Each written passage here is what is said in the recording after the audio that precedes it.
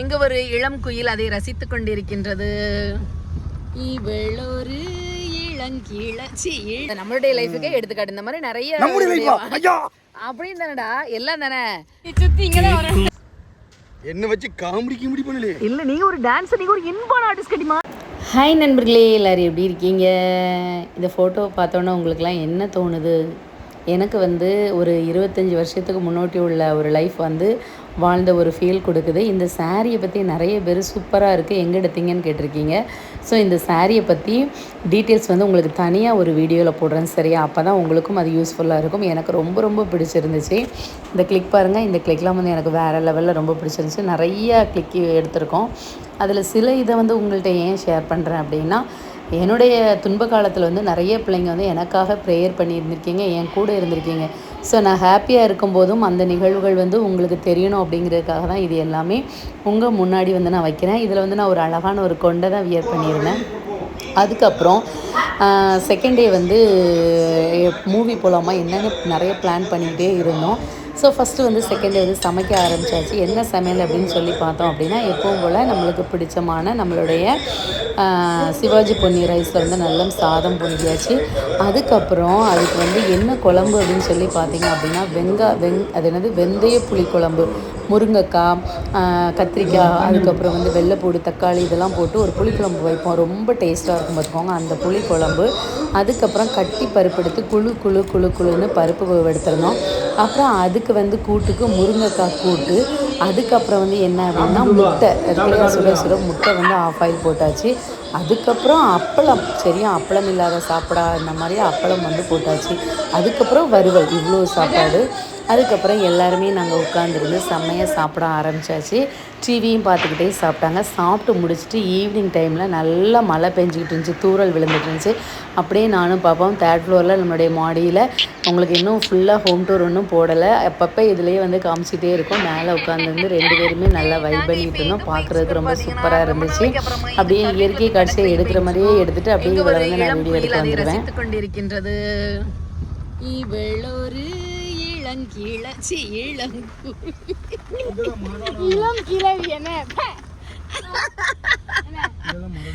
பார்த்துக்கோங்க நண்பர்களே. இங்கெல்லாம் பார்த்தீங்க அப்படின்னா இங்கே வந்து ஃபுட்பாலர் ரொனால்டோவா பாப்பா, ரொனால்டோ நிறைய வருங்கால ரொனால்டோக்கள் இங்கே உருவாகிட்டு இருக்காங்க. பார்த்தீங்களா? இந்த மலையில் கூட அப்படி ப்ராக்டிஸ் பண்ணிட்டு இருக்காங்க. இங்கே பார்த்தீங்கன்னா தண்ணியை பாருங்கள், நீங்கள் பார்த்துருக்கீங்களா தண்ணி எப்படி கிடக்கணும்? இப்போ இதே டிக்டாக் பீரியட் அப்படின்னா என் மகன் என்ன பண்ணியிருப்பானா இந்த தண்ணிக்குள்ளே இறங்கியிருப்பான். ஏன்னா முன்னாடி இப்படி தான், முன்னாடிலாம் இப்படி தான் பார்த்துக்கோங்க. என்ன பண்ணுவோம் அப்படின்னா குறுன்னு நிறைய பேர் பார்க்காங்களாம். ஸோ அதனால் நான் வந்து கண்ணாடி மேலே மூடிக்கிறேன் நண்பர்களே. அப்புறமேட்டு இங்கே பார்த்தீங்கன்னா அந்த திருநையில் வந்து கொஞ்சம் சொல்லுவாங்கல்ல, இந்த நேரத்தை பொழுதுபோக்குபவர்கள் திருநையை தேய்ப்பவர்கள் என்று, அப்படி நிறைய பேர்கள் வந்து திருநையை தேய்த்து கொண்டிருக்கின்றார்கள் நண்பர்களே. இதுதான் எங்களுடைய ஃபேவரட் பிளேஸ். இதில் தான் நீங்கள் பார்த்துருப்பீங்க. பாப்பா வந்து அந்த ஊஞ்சல் ஆடிருப்பா, அந்த இந்த சர்க்கிளெல்லாம் வலிக்கிருப்பா. அப்புறம் என் பிள்ளைங்களாம் அந்த ஓரத்தில் வந்து இதில் கீழே விழுந்திருப்பா. இதெல்லாம் பார்த்தீங்க அப்படின்னா நல்லாயிருக்கும். இதில் இப்போ இன்னும் குதிச்சு எடுத்தால் நல்லா எடுக்கலாம். இன்னோடு மேலே சத்தம் என்ன அப்படின்னு எடுக்கலாம். பார்த்தீங்களா நண்பர்களே? சரி, இளஞ்சிட்டு இறங்கியாச்சு. இளஞ்சிட்டு எங்கள் வீட்டில் இன்னைக்கு புட்டு, அவள் மண்டையில் 2 கொட்டு. இப்போ அவள் ஓடி போட்டு அவளை பிடிச்சி கட்டு.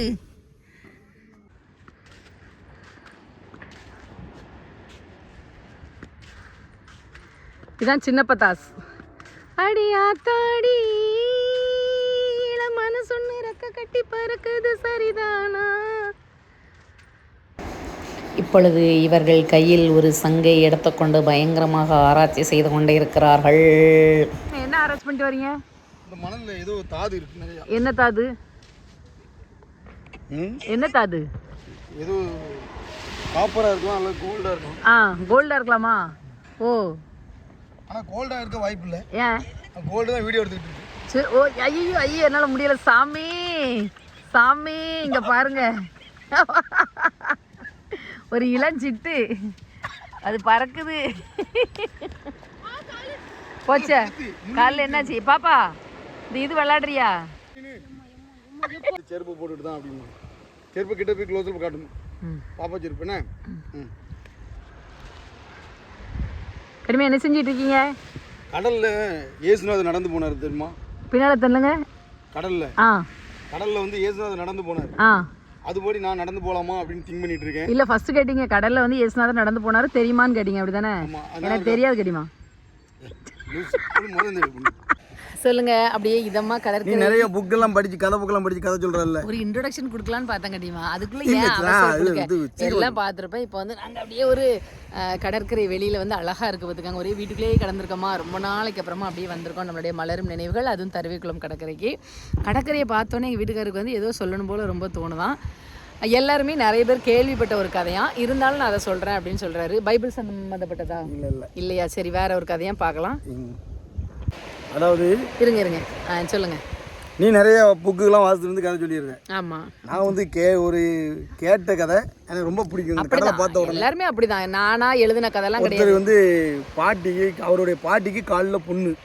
அப்போ சரி, அந்த புண்ணுக்கு ஹாஸ்பிட்டலில் கொண்டு போய் ட்ரீட்மெண்ட் பார்க்க போனார். பண்ணு சாப்பிட சொல்லியிருப்பாங்க.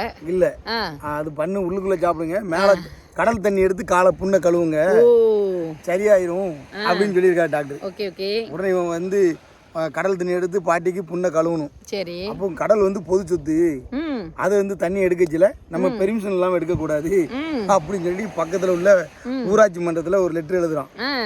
எங்க பாட்டிக்கு காலில் புண்ணு, நான் கடல் தண்ணி எடுத்து எங்க பாட்டி காலை கழுவணும், இதுக்கு எனக்கு அனுமதி தாங்க அப்படின்னு லெட்டர் எழுதுறான். அங்க இருந்து பதில் வருது. என்ன வருது? நான் வந்து ஊராட்சி மன்றம், நான் பஞ்சாயத்துக்கு கட்டுப்பட்டு இருப்பேன், அதனால நீங்க பஞ்சாயத்துக்கு எழுதி அனுமதி வாங்கிடுங்க அப்படின்னு. உடனே பஞ்சாயத்துக்கு எழுதுறான். அங்க என்ன சொல்றாங்க, நாங்க இது சின்ன ஒரு பஞ்சாயத்து தான், இது எங்க கண்ட்ரோல்ல கிடையாது கடல், அதனால நீங்க மாநில அரசுக்கு எழுதி அனுமதி வாங்கிடுங்க. மாநில அரசுக்கு லெட்டர் எழுதுறான். அவங்க என்ன பண்றாங்க, நான் வந்து நாட்டோட ஒரு அங்கம், அதனால எனக்கு மத்தியில நீங்க மத்திய அரசுக்கு தெரியப்படுத்தி மத்திய அரசுக்கு லெட்டர் எழுதி அனுமதி வாங்கிடுங்க, இதுல நாங்க தலையிட முடியாது அப்படின்னு மத்திய அரசுக்கு லெட்டர் எழுதிட்டாங்க. எங்க பாட்டி காலில் புண்ணுன்னு ஒரு மெசேஜ் அங்க இருந்து பதில் வருது. கடலுக்கு வந்து எல்லா நாட்டுக்கும் பொது, நம்ம ஒரு நாட்டுக்கு மட்டும் பொது கிடையாது, இதுக்கு அடுத்த பக்கம் இலங்கை இருக்கு, ஒரு வார்த்தை அவங்ககிட்ட நம்ம கேட்கணும். ஸோ அதனால நாங்க அவங்ககிட்ட கேட்டுட்டு பதில் எழுதுறோம், உங்களுக்கு அனுமதி தரோம் அப்படின்னு. சரி. நிறைய வாழ்க்கை இப்படிதான் இருக்கு. அசால்ட்டா டக்குன்னு எடுத்து நிறையவருடைய வாழ்க்கை அப்படின்னு சொல்றத வாழ்க்கை புண்ணை கழிட்டு போயிருக்கலாம். இதை விட்டுட்டு அங்க இங்க சுத்தி இங்க இழுத்து போட்டு ரூபாய் செலவழிச்சு யாரு வந்து சம்பந்தப்பட்டவங்க அவங்களே உட்கார்ந்து பேசினா ஒரு 10 நிமிஷத்துல முடிய அது நம்மளுடைய லைஃபுக்கே எடுத்துக்காட்டு. இந்த மாதிரி நிறைய அப்படின்னு தானடா எல்லாம் தானே.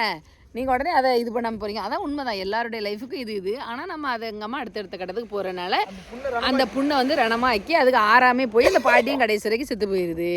அதே மாதிரி நிறைய சலுகைகள் வந்து கிடைக்கிறதுமே இப்படி தான், ஒன்றுனா அடுத்தடுத்த இதுக்கு போய் நிறைய விதமான சலுகைகளும் இப்படி தான் மக்களை வந்து சென்றடையாமல் நிறைய இடையில உள்ள இதெல்லாம் இருக்குது அப்படிங்கிறதுக்கும் ஒரு உதாரணமாகும். எங்கள் வீட்டுக்காரர் கரெக்டாக பேசுவார், பட் அவருக்கு ஃபினிஷிங் அப்படிங்கிற ஒன்று வந்து கரெக்டாக கொடுக்க தெரியாது. உங்களுக்குன்னு சொன்னோன்னா அந்த ஏற்றுக்கக்கூடிய மனசு இல்லை பார்த்தீங்களா. ஃபஸ்ட்டு நம்மளை தானே ஒப்பிட்டு பேசணும், நம்மளுடைய லைஃப்பில் நடந்ததை தான் நம்ம அனுபவமாக சொல்ல முடியும். அந்த மாதிரி அனுபவமாக சொல்ல வரார் போலன்னு பார்த்தா லாஸ்ட்டு தெரிச்சு ஓடுறாரு. இதை வந்து என்ன சொல்ல நண்பர்களே, நீங்களே சொல்லுங்கள். ஒரு டான்ஸ் ஆடுங்க. டான்ஸ் என்ன வச்சு காமெடி பண்ணல. இல்ல நீங்க ஒரு டான்ஸ், நீங்க ஒரு இன்பான் ஆர்டிஸ்ட் கடிமா, நீங்க இன்பான் ஆர்டிஸ்ட். அத ஒரு நாய் சொல்லி தொலைச்சிட்டு அத வச்சு என்ன கொன்னுக்கிட்டு இருக்க நீ. என்னப்பா, 2 அழகான இன்பான் ஆர்டிஸ்ட் பிள்ளைகளை வேற பெற்றிருக்கீங்க. அப்புறம் உங்களை கெட்டல இருந்தா அந்த என்னுடைய முக பாவனைகள் அந்த பாடலுக்கு ஏற்ற மாதிரி சிங் பண்றதெல்லாம் உங்கள்கிட்ட இருந்தா நாங்க கத்துக்கிட்டோம்.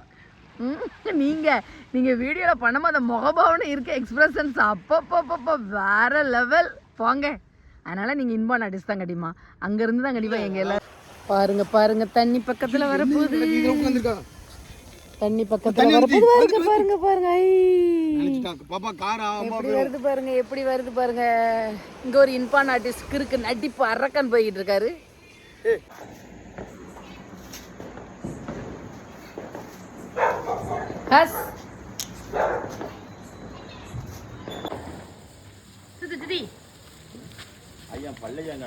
ஆனா இந்த மத்தாப்புக்கு மூஞ்சி தெரியுமா?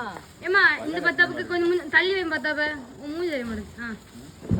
வீட்டுக்காரர் வேற மத்தாப்ப சுத்தி அப்பா மேல இப்படி போடணும். போடுமா பாருங்க.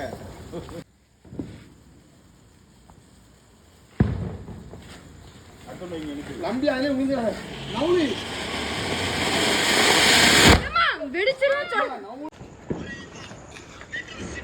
ஆமா இது வச்சுட்டு அடுத்த டைலாக்ல வந்து கையில கெட்டு போட்டுருக்கிற மாதிரி.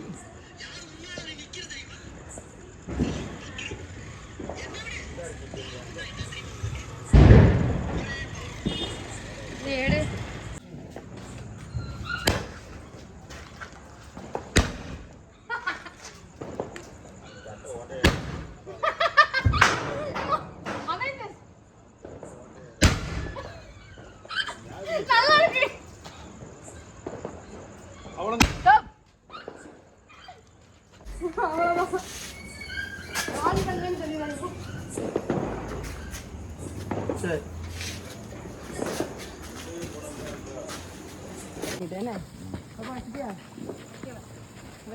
தெளிவே வர மாட்டேங்குது. தெளிவே வர மாட்டேங்குது. அதான் நான் ஓட போறேன், யார் மேலே உள்ள போறேன். பத்த வை நான் பதவிட்டு அங்கிட்டு நின்னுட்டு அப்படியே எங்களையும் சேர்த்து எடுங்க. இங்க அங்கிட்டு போனா எனக்கு தெரிய மாட்டேங்குது.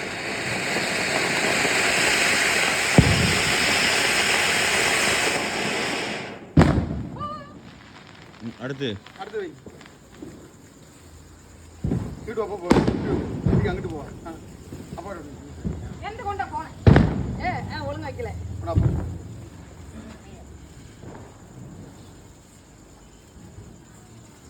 கையில ஒண்ணுமே இல்லாம சுத்த. ஆமா அத்தா காலியா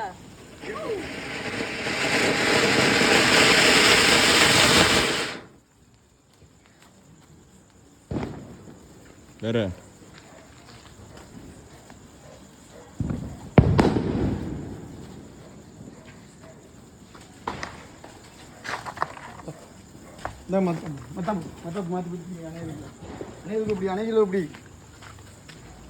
நீங்க அங்க போய் நில்லுங்க. எங்கமா நடுவுல இருந்து அட பைத்தியக்காரி இப்போ போட்டு அவ்வளோதான் முடிஞ்சுது. அது மழை தூத்துறதுன்னு அப்படி நம்பிடுறோம். என்ன அப்படியே நேரம் எடுங்க இப்போ. பாப்பா வா பாப்பா வா பாப்பா வா சூடு வைக்கணும். ஹாப்பி தீபாவளி. அது சொல்றது என்ன வாயே வர மாட்டேங்குது. பாருங்கண்ணே. இல்ல இதுல எடுங்க, அதை கட் பண்ணுங்க. இது தெளிவே தெரிய மாட்டேங்குது. இதுல தெரியும் வேணும். அவ பொண்ணுலயே எடுத்துங்க எல்லாத்தையும். நான் சாப்பிட்டு ஒரு ரீல் இதனால தெளிவா இருக்கு. இப்படி இப்படி எடுங்க, இப்படி எடுங்க, இப்படி எடுங்க, இப்படி இப்படி இருக்கா? சுத்துங்க. எப்ப சுத்து இந்த புது மொத்தம் வாங்க. எப்ப சுத்து இந்த மொத்தம் என்ன மொத்தம் போடுங்க. இம்மா ஏன் மேல சுத்திர முடியாது. சரி பாப்பா செல்ல கடத்திட வேண்டியதான். அதனால தெளிவா இருக்கு. ஏன் அங்கிட்டு போவீங்க? பின்னாடி போறோம். ஏன்னா எல்லாமே ஐபோன். உங்க பொண்டாட்டி பக்கத்துல போறோம். போய் எங்க வாங்க ஷோரூம்ல வாங்க. எனக்கு செட் பண்ண தெரியும். ஷோரூம்ல வாங்கனா ஒரு இது கம்மியா தான் இருக்கும். அப்பா கொடுறாங்க. எத்தனை செலவு அம்பாரிக்காங்க நம்மளுக்கு சொல்லுதாங்க. என்ன சூடு வைக்க போறாங்க எங்க அம்மா. வேண்டாம் வைப்போம்.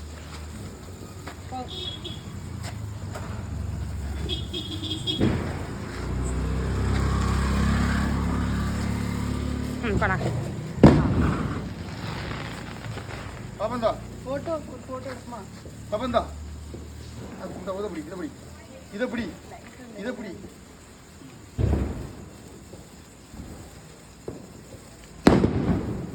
அவ்வளோண்ணா வெடி. இந்த மேலே போய் செதறி போகணும். அதெல்லாம் வாங்கலையா?